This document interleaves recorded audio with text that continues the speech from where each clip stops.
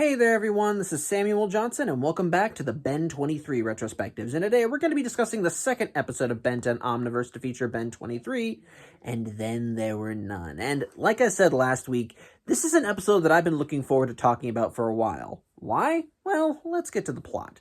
And the episode begins in what appears to be Bellwood. It's an average sunny day. Everyone seems to be going about their business as usual. And of course, we pop in on Ben as he's just walking down the street with his bike, as he seems to be heading off to do something or other, complete with wearing his signature white jacket. Yeah, in Omniverse, he got a new jacket. However, as he's going down the street, he hears a cry for help, and as you do with Ben, he rushes to see what's going on, and he sees that a woman is freaking out because her cat is stuck in a tree. Of course, Ben, being a good kid, decides to help the kitty out of the tree and give it back to its owner, and as she's just happily petting her feline friend and leaving, Ben just kind of smiles and feels good about himself because, well, as he says, doing that made him feel like a superhero. However, his good mood is interrupted as he hears a beeping as he pulls back his jacket sleeve and his watch is going off, and he realizes he's missing a game. But the thing is, the watch that's going off, it isn't the Omnitrix. It's just a regular average digital wristwatch. Yeah, I'm gonna blow the lid on this reveal right now. We are not in the Prime timeline. Rather, we are in an alternate universe, one where the Omnitrix never existed.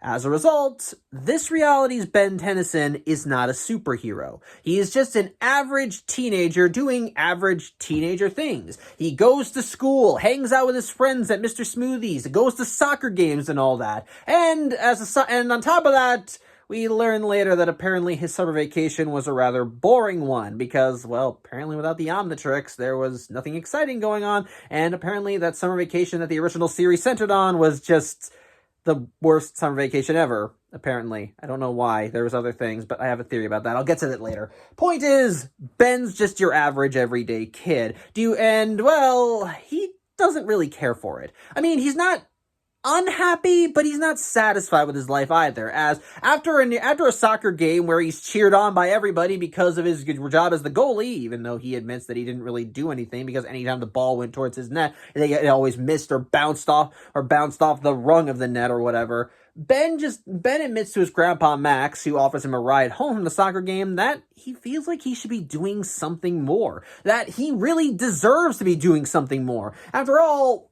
he feels like he's just confined to Bellwood, that everyone here just stays here. Anyone that's lived in Bellwood has not done anything. They're born here, they live here, they die here. He wants to do something better. He feels like he's destined for something better. And as Max is driving Ben, he admits that he understands what Ben is going through, but he says that but he also gives his grandson some advice that maybe if he really looks for it, he might find what he's looking for right here. So, yeah, at least Ben's a good guy. Although we do see another difference between this reality's Max and the Max of the Prime timeline, as this Max is missing an arm, as he has what looks like a prosthetic, one that he can clearly still use, but is probably not as good as his other one, considering that when he offered to bring Ben home, he offered to hold Ben's bag of soccer gear, he held it in his good arm. But either way, Max eventually drives Ben back to his house, and when Ben and Max arrive, who should be waiting inside but this reality's Gwen Tennyson? And it's here we learn another little side effect from Ben's summer vacation not being that great. As apparently, since Ben and Gwen never really fought side by side to stop aliens and villains and bad guys and have you, they're not close. They're not like enemies or anything. It's not like when they were kids where they were just constantly throwing barbs at each other, insulting one another, but they're not friends. In fact, as Ben and Gwen are left alone in the living room as Max goes off to talk with Ben and Gwen's parents, as they're basically all meeting up to talk about a family reunion thing, Ben tries engaging with small talk with Gwen, but it really doesn't go anywhere. It feels awkward the whole time, and again, while they're civil with each other, it's clear that they're just not on the same wavelength like they are in the main timeline. Oh, and it turns out that in this reality, for some reason, Gwen is not as confident as her Prime counterpart. As the thing is, in Omniverse, the reason why Gwen isn't around to help Ben is that she wound up getting into college early, and Kevin went with her because, well, Kevin's her boyfriend. He wants to go support his girlfriend. In this reality, however, while Gwen was offered the chance to go to college early, she chickened out at the last minute because she just didn't feel confident. Sorry, I was adjusting the camera there. So as a result, it's, again, she's smart, but she clearly does not have that same oomph that her prime timeline counterpart has. However, Ben manages to kind of get out of this awkward situation as he gets a call from one of his friends, this reality's version of JT. Ben mentions offhand that Cash wound up transferring schools, so basically JT is actually a good buddy of his in this timeline. And so, and as such, Ben takes the call, and presumably the call is about meeting JT and a friend of theirs up at Mr. Smoothie's. And so, Ben goes to Mr. Smoothie's, they hang out, have a good time, I presume. We don't see it, but we do see Ben leaving Mr. Smoothie's with a smoothie in hand as he walks down the street of Bellwood, once more kind of bored with his life. However, as Ben is sipping a smoothie, he realizes something. He hears a second set of footsteps behind him. Of course, he looks around and can't find anything, and at first almost writes it off, but as Ben throws his smoothie away and walks down an alley, he can still feel like someone's following him. And while he calls out to the person that if they tried robbing him, they wouldn't get anything, since he not only lost his allowance, but earlier in the day, his wristwatch got stolen. Yeah, I didn't talk about that. This reality's Kevin wound up pickpocketing Ben and stealing his watch. Nice guy. So he really has something valuable on him. However, no one responds, so Ben just thinks he's talking to himself and it turns to leave. And, well, he does run into the person pursuing him. And, well, when he said he was talking to himself, he was more right than he knew, because the person he's running into is himself, an exact double. Albeit this one is not wearing the jacket, and we just see him in the Omniverse black t-shirt with a stripe down the middle with a 10. And, oddly enough, his hair is black. Now, of course, when Ben sees his black-haired counterpart, he's wondering what the absolute hell. However, this other Ben is not that surprised. In fact, he just kind of lets his curious double examine him because he says, "Oh, I know how you'll be reacting. I know everything you're gonna do." Of course, it's amazing, isn't it? But it's clear that this Ben is not exactly it's clear that this other Ben is not like our Omnitrixless one, because, well, while he's bearing a smile, it's clear he doesn't have good intentions. His tone is a lot more, it's dripping with malice, as he's clearly enjoying seeing this other Ben, who from now on I'm just going to call No Watch Ben, because, well, he's the only Ben without an Omnitrix. And either way, he's happy. He's just kind of enjoying the fact that No Watch Ben is taking him in. However, as No Watch Ben is wondering what the hell this other him is doing here, well, this other Ben immediately starts trying to fight him as he starts trying to punch him, and while he does manage to kick him into some garbage cans, No Watch Ben is at least able to dodge around his punches. As such, this other Ben, who I'm going to call Bad Ben because, well, that's kind of his technical nickname, says that he's impressed that he underestimated him, that he must take the same self-defense classes as him. But there is one thing that Bad Ben has that No Watch Ben doesn't, as well. He has an Omnitrix, which he immediately goes to as he transforms into Ghost Freak, freaking out his watchless counterpart. As such, No Watch Ben is wondering what the hell is going on, but Bad Ben pretty much tells him that he has to die. And while he would have explained the situation if he was a nice guy, he ain't a nice guy, and as such, No Watch Ben is just running with Bad Ben hot in his tail. And eventually, No Watch Ben is able to lose Bad Ben by running through a grocery store, in this case, this world's version of Mr. Bauman. I'll talk about him later, maybe, possibly, maybe not, I don't know. He's a running gag side character, but he's not important. Either way, Ben manages to get away from Bad Ben by running through the grocery store and hiding behind a car, but no sooner does he escape Bad Ben than he runs into two more twisted doppelgangers, one of which is a zombie variant of himself with a purple Omnitrix on his sleeve, this one's nickname being Ben Zaro. He's also wearing a straitjacket, which I think adds to the creep factor. And the other Ben is actually a familiar face. And specifically, it's Albedo. Although he's not as familiar as he's supposed to be, as instead of looking like a teenage Ben Tennyson, Albedo looks like an 11-year-old Ben Tennyson. Yeah, I'm going to go off on a slight tangent here, since I haven't talked about the other Ben 10 series, there have been things that have happened with Albedo between the end of Alien Force and now. So, let's get into that. So, after the end of Alien Force, Albedo was basically stranded on Earth. Powerless and without any means of getting off Earth, he basically just made the best of a bad situation and took the fact that he looked exactly like Ben to make himself a profit, as he opened up a live stage show called Ben 10 Live, where he took on the role of Ben and he hired various aliens to play his aliens. Of course, as you do, this was partially to help, keep food on the table since, well, he has to eat. But the thing is, Albedo was also using the funds from this show to gather technology which he used to build a machine which was supposed to be able to tap into the Omnitrix morphinogenic field, which when Albedo activated it, it was not only supposed to allow him to gain access to all of Ben's aliens without the need of an Omnitrix or an Ultimatrix, but it was also supposed to restore him back to his Galvan form. The thing is, though, Ben and co. wound up hearing about what Albedo was doing, and when they saw him, and not knowing what his machine did, they interfered with it and attempted to stop it. And as a result, while the machine did go off, Ben unintentionally sabotaged it, as he was with Albedo at ground zero when it went off. The end result, the machine did technically do what it was supposed to, as it gave Albedo access to all of Ben's aliens without the need of a watch, and did restore him back to his Galvan form. And while Albedo's original intent after that was just to get off Earth and leave Ben alone because he really wanted nothing to do with the kid, it turns out Ben being there also caused a secondary side effect to the whole thing.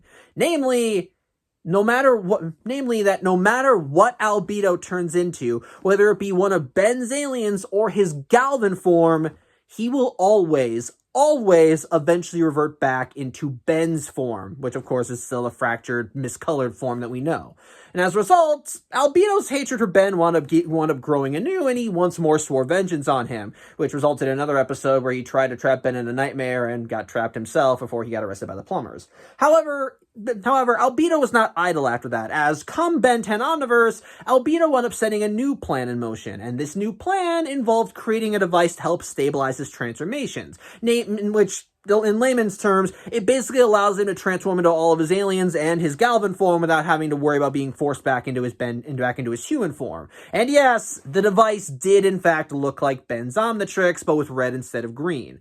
However, Albedo wanted to take this device a step further, as after he managed to switch places with Ben in his prison cell and run around with everyone thinking he was Ben, he managed to gather enough necessary components that he was able to configure the device into a brand new Ultimatrix, meaning that he not only had access to all of Ben's aliens, but he could now evolve those aliens into their ultimate forms, an ability that Ben no longer had since he traded up his Ultimatrix for another Omnitrix. As a result, this led to another two-parter where Albedo wanted to get revenge on both Ben and Azimuth for the various slights they did against him, which involved not only having Ben be hunted by Kyber the Huntsman and stealing Azimuth's intelligence.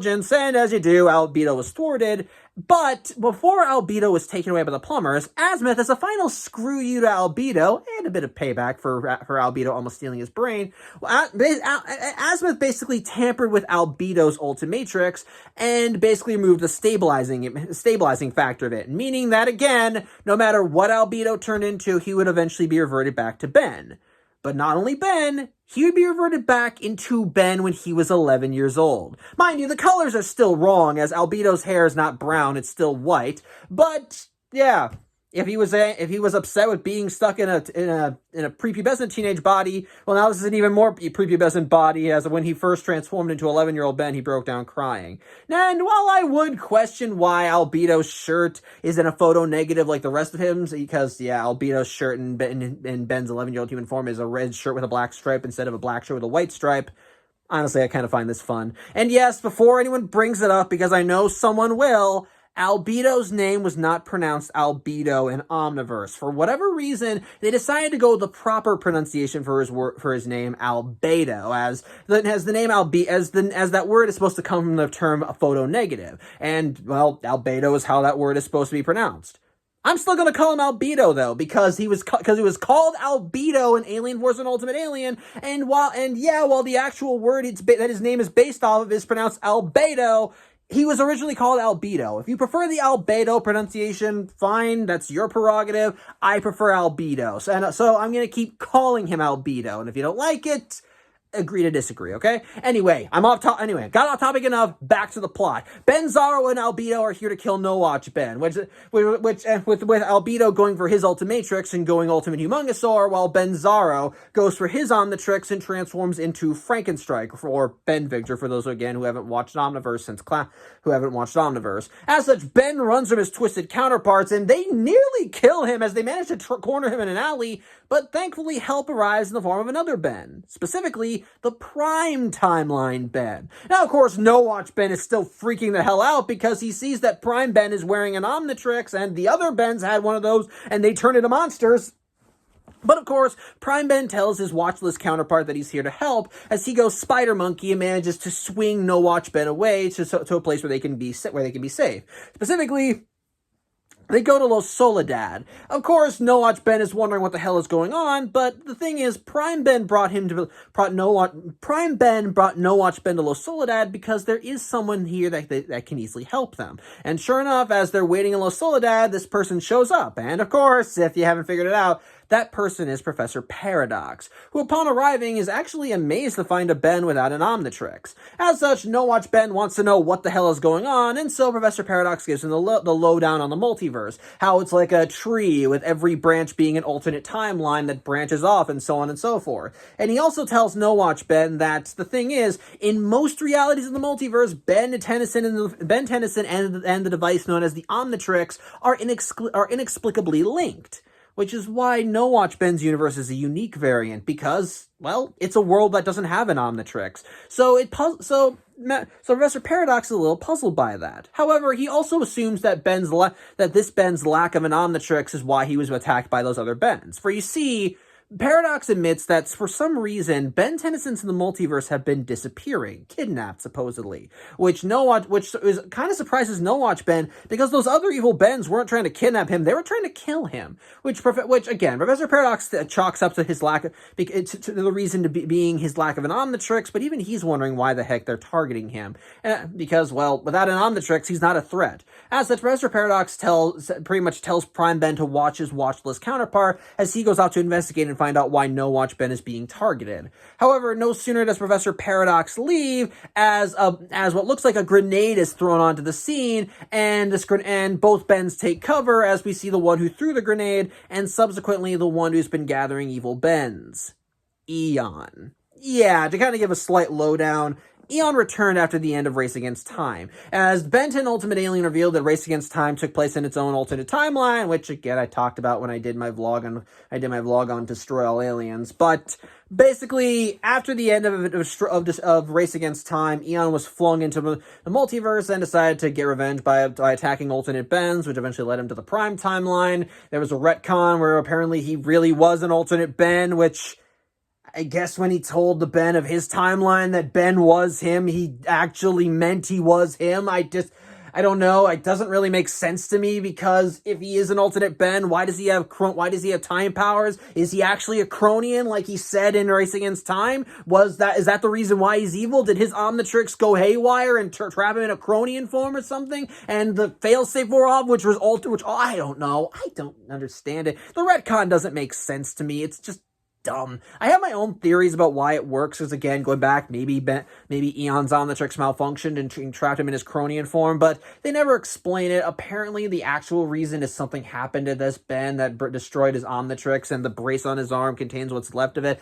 But I don't know. It doesn't make sense to me. Point is, though, he still has time powers, and it's been him jumping between alternate timelines, and upon arriving on the scene, he tries to once again kill No Watch Ben like the other evil Bens. Thankfully, Prime Ben is able to step in and help his Omnitrix counterpart get away, but as No Watch Ben leaves his and Prime Ben's hiding spot, he's once again attacked, not by an alternate Ben, but by the true ringleader of this operation, Vilgax, who it turns out has been working with Eon to, well, gather an army of evil Bens, which he accentuates as arriving on the scene is not only Bad Ben, Albedo, and Benzaro, but two other evil Ben 10 variants. One Ben variant who looks like he's basically stuck in an emo phase with a black hoodie and what looks like black eyeshadow, whose nickname is Nega Ben, don't know why, but whatever. And another Ben Tennyson who looks like he was ripped straight out of a Mad Max movie, and he technically was, complete with complete with weird armor and spiky hair, who goes by the nickname of Mad Ben. His Omnitrix even has spikes too.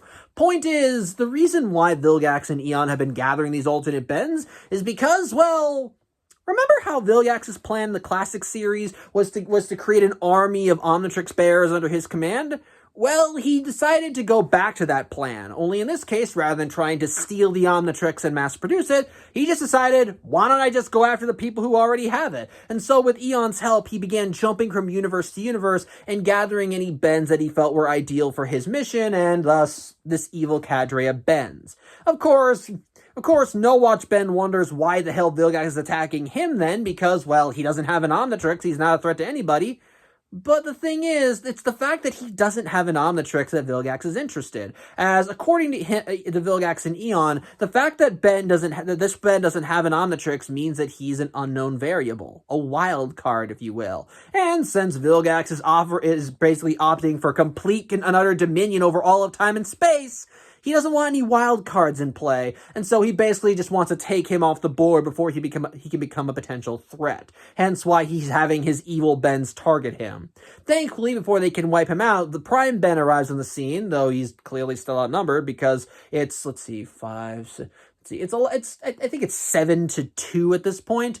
But help arrives once again in the form of Professor Paradox as he arrives on the scene and opens up a portal. And from the portal arrives backup. Specifically, Ben 10,000. Well, a different Ben 10,000 in the classic series. Technically, sort of. Well, I'll get to that when I talk about the next episode. But point is, he comes out of the portal, and we see he doesn't just have one Omnitrix, but two. They're both linked. They're called the Bi-Omnitrix. And using them together, he can transform into fusions of all his aliens. Which he does, is he transforms into a fusion of Forearms and Humungosaur called Formungosaur. And yes, it is awesome. But he's not the only one to arrive on the scene, as from the portal arrived two other Ben Tennyson variants. One of which is a variant of Gwen from a reality where she found the Omnitrix, and the other is, of course, the man of the hour, the guy that we're all here for, Ben 23, as he goes for his Omnitrix and transforms into an alien called Blocks. Basically, he's a giant alien that's literally made of Legos who can shape him into any form he chooses, although he calls him Build-A-Guy. I personally like Blocks. He's kind of cool. And before I actually go any further, I want to bring up something that I forgot to talk about in the last video. So a little nitpick that I kind of had with Store 23 is well, when we saw Ben 23, despite his Omnitrix clearly having the design of the one from the classic series, the sound effects used for it were those of the Omniverse Omnitrix, which annoyed me, but I was willing to look past it because, one, this isn't the first time in the Ben 10 series where they've gotten the wrong sound effects for the Omnitrix, and on top of that, it's an alternate universe. Who's to say that his Omnitrix wouldn't have the Omniverse-style sound effects? But the thing is, for this episode, and every subsequent appearance of Ben 23 after this, his Omnitrix does have the proper sound effects, i.e. it sounds like the classic Omnitrix from classic Ben 10, which honestly, I'm glad for. I'm genuinely glad for. The thing is, part of Omniverse's whole gimmick is that there are some episodes that flash back to Ben when he was 11 years old and still had the classic Omnitrix. And the sound effects for that, and the sound effects back then were the proper sound effects from the classic series. So it's nice that someone actually watched Store 23, realized, hey, those are the wrong sounds for that watch, and since applied it to this one. Again, it's a small thing. It's a small thing. If they hadn't changed it, I could have lived with it, but I appreciate that they did change it. Point is that, but either way, back to the plot. But either way, back to the plot. Ben 23 goes Blocks and builds a wall to hold off all the alternate Bens, while Gwen goes to her Omnitrix and transforms into Wildvine and fights it off. And basically, with this cadre of good Bens on standby, the army of evil Bens go for their Omnitrixes and each go alien. With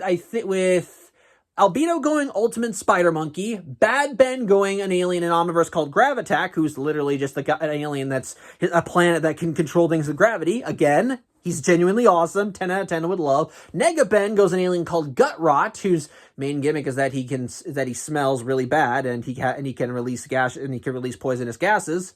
Kind of on the fence with that alien. Mad Ben goes Wrath, and Ben Zaro goes Snarrow or Ben Mummy.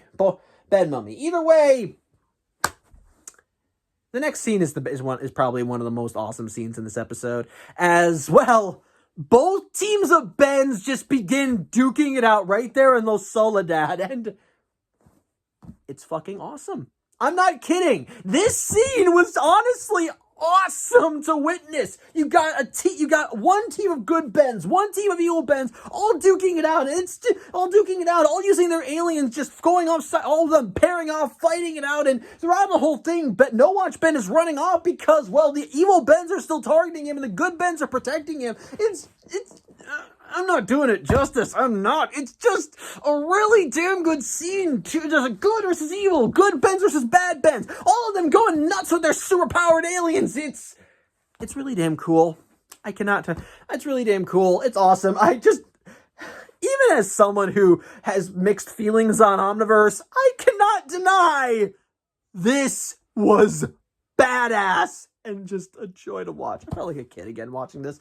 It's great. But going back to how No Watch Ben is running away from the scene, eventually he's lifted off the scene proper as Prime Ben managed to pick him up as he became an alien called Astrodactyl, basically an anthropomorphic pterodactyl alien with a jetpack and a power whip, as he flies him out of the scene. And No Watch Ben is kind of feeling insignificant here, because the thing is, ever since he learned that every other variant of himself has an Omnitrix that they use to either become heroes or villains, he begins thinking, well, I wish I could be a hero. I wish I had found an Omnitrix and I could have been something.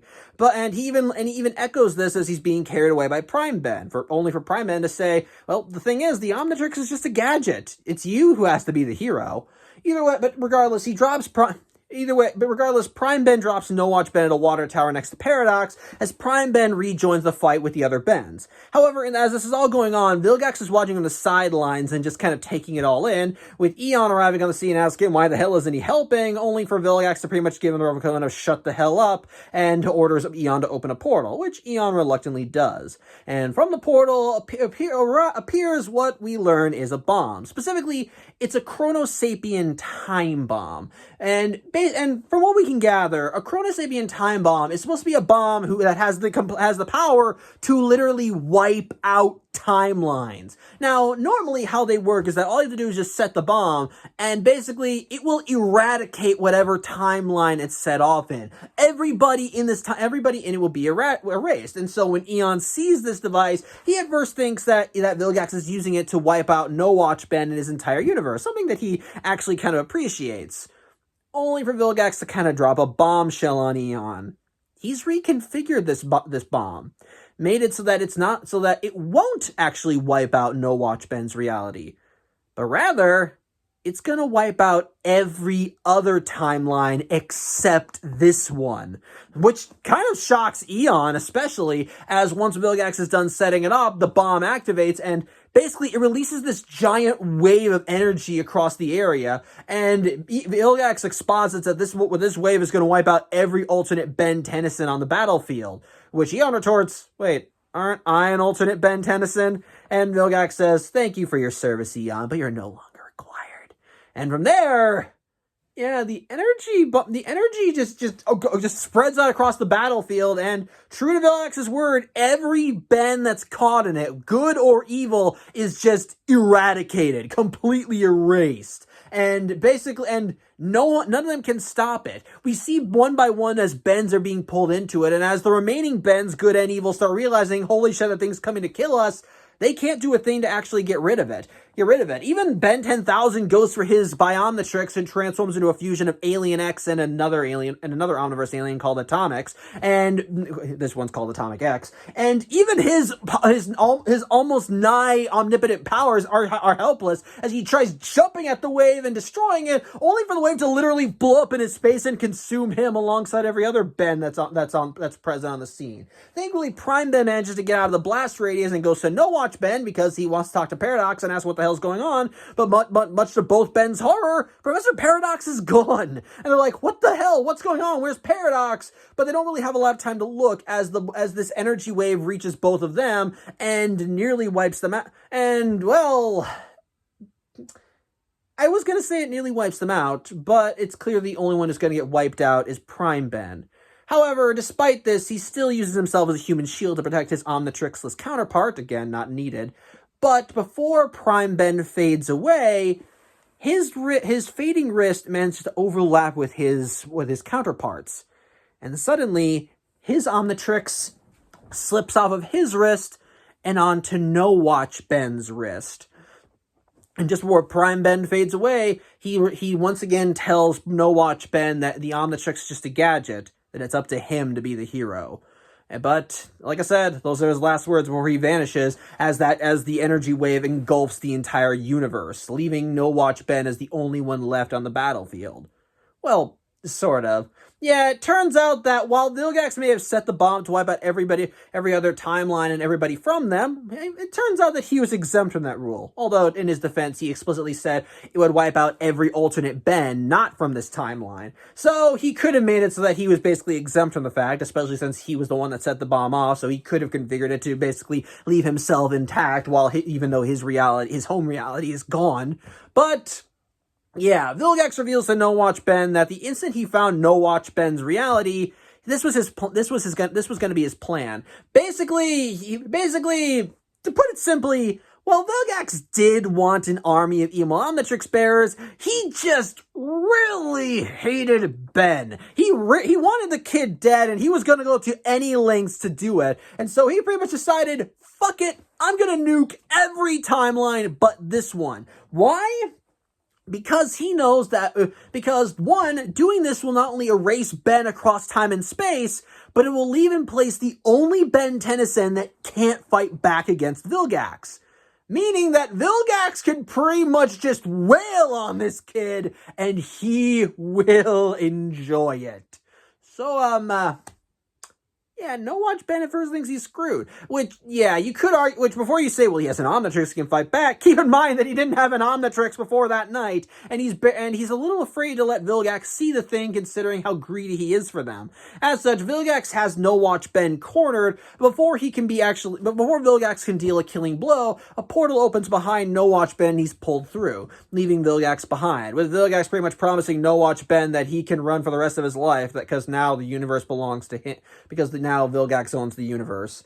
But in the meantime, we cut to No Watch Ben as we see him and his savior, in this case Professor Paradox, resting on what looks like a little pocket outside of time and space. As well, Professor Paradox pretty much tells No Watch Ben that if we go back to the multiverse acting as a tree if we kind of go back to the whole multiverse as a tree thing, and every every alternate reality is a branch on that tree, well, Vilgax just chopped that tree down. So now the multiverse the multiverse, or at least the Ben 10 local multiverse, is now gone kaput.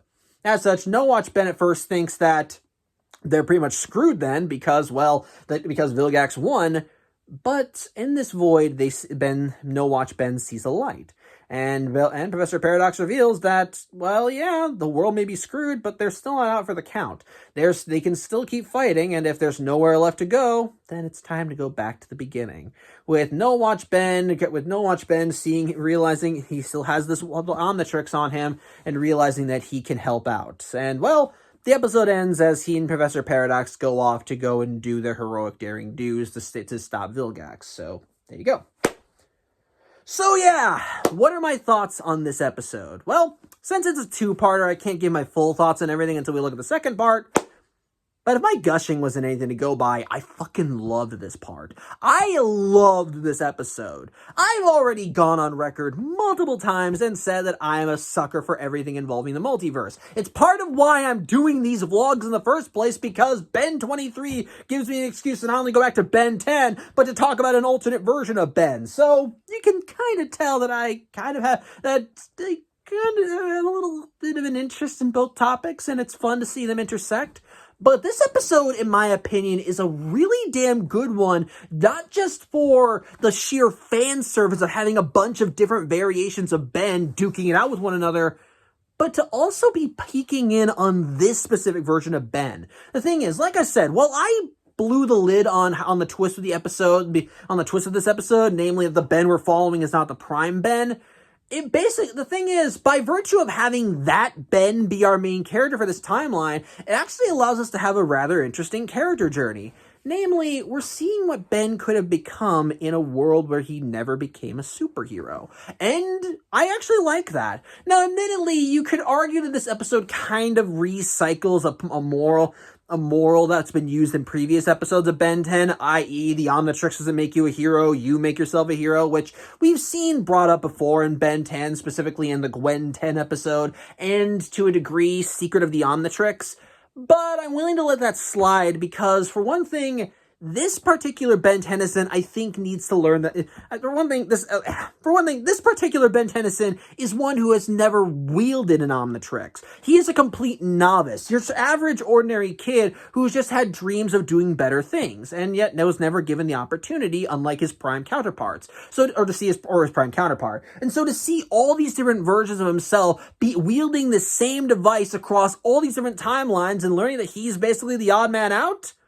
It's actually good stuff. I like it. I like that when it kind of settles in for No Watch Ben that he's the outlier, basically that he's the one Ben in the multiverse who doesn't get to have any superpowers. You can tell it gets to him as he basically just feels robbed because of that. As he sees all the impressive things that his counterparts are doing, and although to be fair, that up to that point those counterparts have been trying to kill him, but by that same token, he's basically like, I was supposed to be something special. Why wasn't I anything special? I could have had an Omnitrix. I could have been useful, so why wasn't I? And honestly, I kind of like that. The thing is, if we use the original series as a baseline, even when Ben didn't have an Omnitrix, he had a basic sense of right and wrong, and he wanted to help people just because it was the right thing to do. And it wasn't until he found the original Omnitrix that he felt that he finally had an opportunity to do that. To quote Ben from the first episode of Ben 10, he said that the Omnitrix... I'm not going to be quoting this verbatim, but he said that if he could figure out how the Omnitrix worked, that he could use it to help people. Really help them, instead of, well, making things worse. And the thing is, and so with that line in mind, let's go back to No Watch Ben. Now, odds are that, the thing is, this Ben, personality-wise, is pretty damn similar to his prime counterpart, albeit with the notable differences that come from having no Omnitrix. But the thing is, going off that baseline, this Ben never felt he had the opportunity to become a hero. He basically lived his entire life just doing ordinary things and wanting to help others, but possibly feeling like he couldn't because, as Ben put it back in classic Ben 10, he made things worse. So imagine growing up with that mindset, wanting to do good and then always feeling like that you were your own worst enemy, always getting in your way, feeling like you were destined for something greater, and just kind of having and basically feeling like there's a metaphorical wall in front of you. I like how that's reflected with No Watch Ben. Even before he meets his other selves, you can tell that this kid wants to do more. He wants to be a hero. He wants to go on to do bigger and better things, but he doesn't know how. He feels tied down by his location. He feels tied down by his means, and it's actually some pretty good character stuff. And it makes you feel sorry for him because you know that Ben is supposed to be destined for greater things. Hell, before you realize that this isn't like an altered timeline, and that this is indeed how things are supposed to go in this timeline, i.e. Ben is not supposed to have the Omnitrix, that nobody screwed with the timeline to stop him from getting it. It basically makes you feel even worse for him because, well, you compare him to his prime counterpart, and you see that his life is just, it's not... Let me put it this way.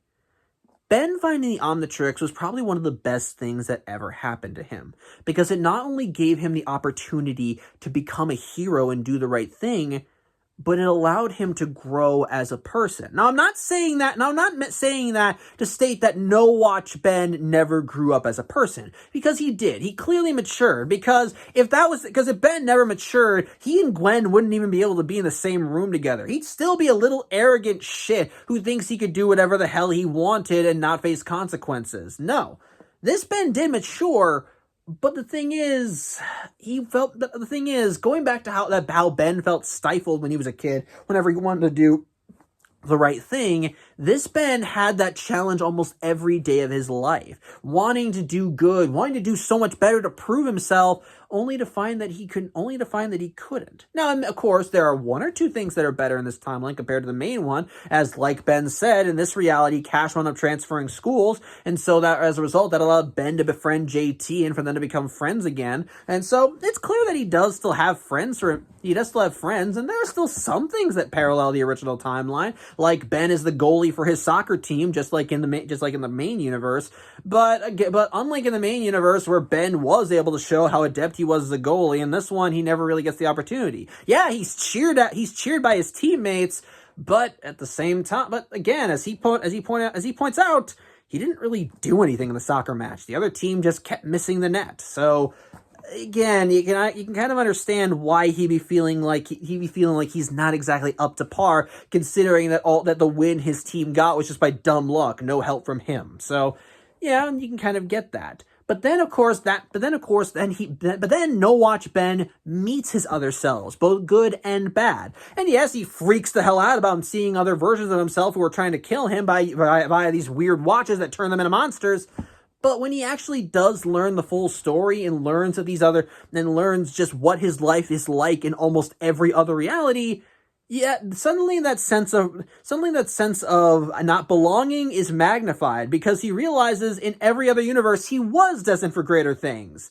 And he's the odd man out. He's the one Ben Tennyson in the universe who never got the chance to be a hero, who always just on the sidelines. Hell, even in this episode, when all the Bens are fighting over him, trying to protect him, the only bit of advice that Prime Ben gives to him is to say that if he wants to help out here, he needs to help out by not being an easy target. In other words, run the hell away. And it's clear that No Watch Ben is not happy with that advice, but he has to listen to it, because realistically, he can't be in this fight. At this point, he's just an innocent bystander that's just caught in the crossfire, while all the big boys are over here just shooting lasers at each other and exchanging fisticuffs. He's just stuck with this position, and it's clear he's not happy with it, but he has to do it. And the fact that he's just so helpless makes him feel even worse. Which is why the ending of the episode hits us just as potently as it does. Because after all, Prime Ben does let his watchless counterpart know that, yeah, he may not have an Omnitrix, but that doesn't mean he can't be a hero. The Omnitrix at the end of the day is a tool. It's just a watch at the end of the day. And so to have Prime Ben pretty much tell his Omnitrixless counterpart, you can be a hero without the Omnitrix, it's good advice. And I like that by the end, when Prime Ben passes his Omnitrix off to his previously Omnitrixless counterpart and repeats the advice, it's nice, because now No Watch Ben finally has the opportunity to prove that he can be a hero. But again, it's basically a trial by fire at this point, because he's now neck deep in the shit pile that is Vilgax destroying the multiverse. And he is now alone with this tyrannical evil alien overlord who has a personal beef with him just because another version of him kept wrecking his shit on multiple occasions across several years. So yes, Ben is kind of so yeah, again, he has an opportunity, but he doesn't know what to do. He's clearly out of his league, but at the same time, he does still feel that fire in him when by the end, he's the only Ben left standing and he realized that he has to do the right thing. It's nice. And I think it actually is a good character piece, because again, it's nice to see this alternate variant of Ben and seeing how his life would have developed in a world where he never had the Omnitrix. Again, I would call into question why his and Gwen's summer vacation from the classic series in this reality was the most boring road trip of all time,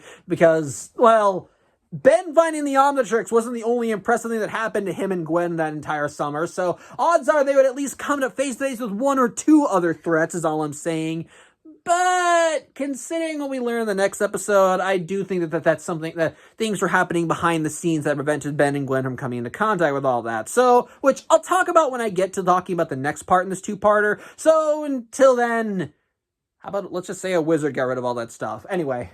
Anyway, point is, it still isn't. The point is, it's still interesting to see this alternate variant of Ben and see how Ben's life could have been if he had never become a superhero or found the Omnitrix. And by extension, it's kind of interesting to see the ripple effects from that. Because after all, like I said, the Kevin in this timeline is not one of Ben's best friends, nor is he one of his greatest enemies. He's just a punk kid that Ben accidentally bumped into in the street who then stole Ben's watch.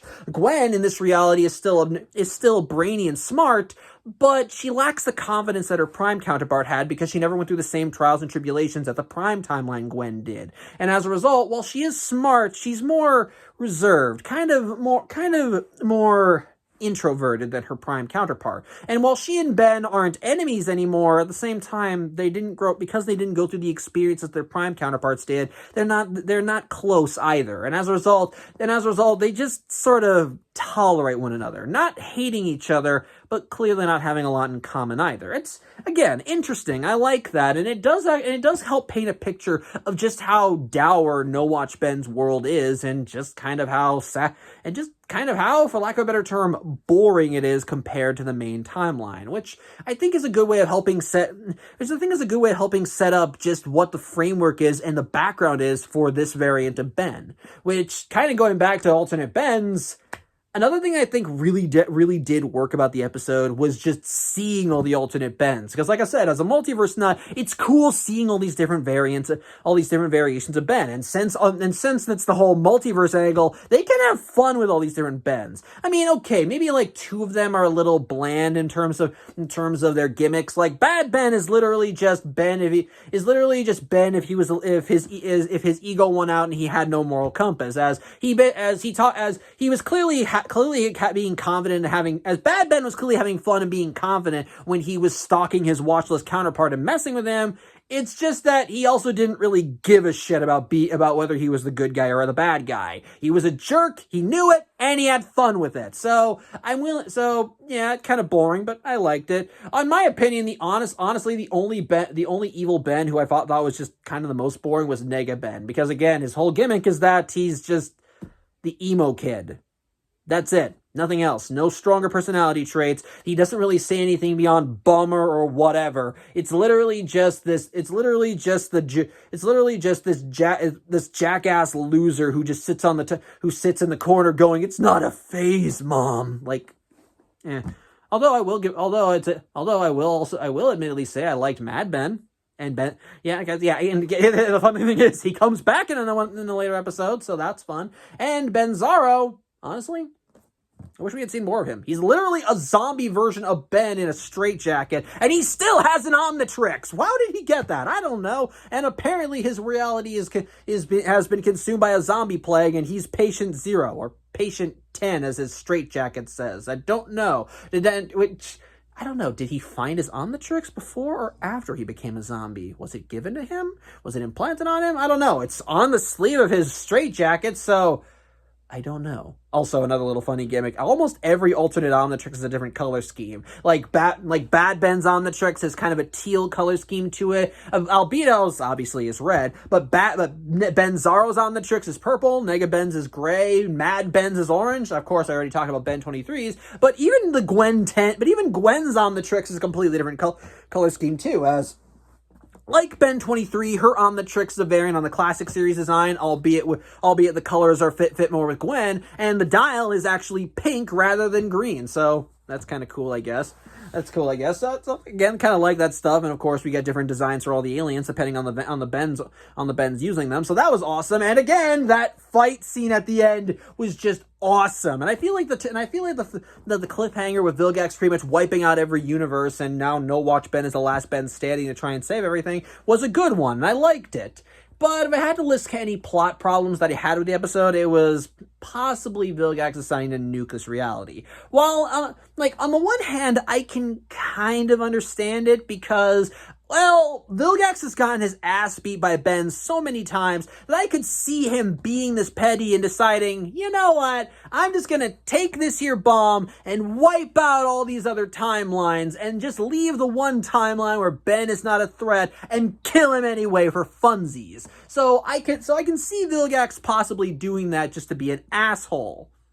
Counter argument, doing this also stops Vilgax from getting the Omnitrix. After all, Vilgax has made it his mission from day one in this series to get his claws on that watch and use it for his own nefarious means. And yes, while wiping out every other reality would rid him of Ben Tennyson in almost complete perpetuity, it would also mean that he couldn't get his claws on any other Omnitrix because he's leaving the one timeline in place that doesn't have one. So it's kind of a big gamble. I understand he hates Ben a lot, but counter argument, no Omnitrix. I don't know why there's no Omnitrix on this timeline, but there isn't one, so unless you can recreate it from memory, Vilgeek, I don't see how this could work. Maybe it's like with the reboot Vilgax, and he helped make it, and then he'll somehow make it Anti-Trix or something. I don't know. So I don't know. I just feel like this plan of his is a little short-sighted and stupid. Again, I can buy that Vilgax could do it because he probably just hates Ben that much, but at the same time, it feels kind of dumb that he would basically abandon his reboot, his